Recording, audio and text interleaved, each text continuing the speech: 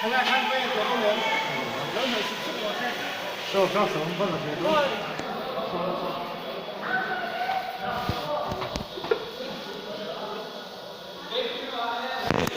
Biakin carpet pa.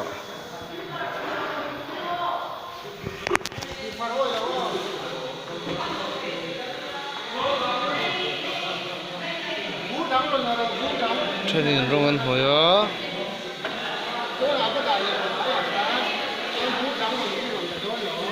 Anh nói là khi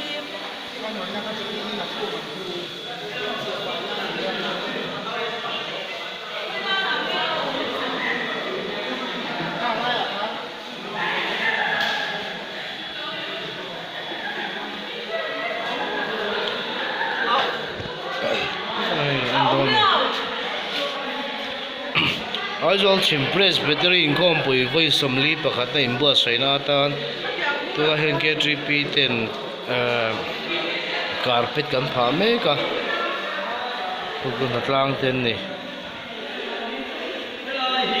kan boi ma bab khop ma training rong an ka pa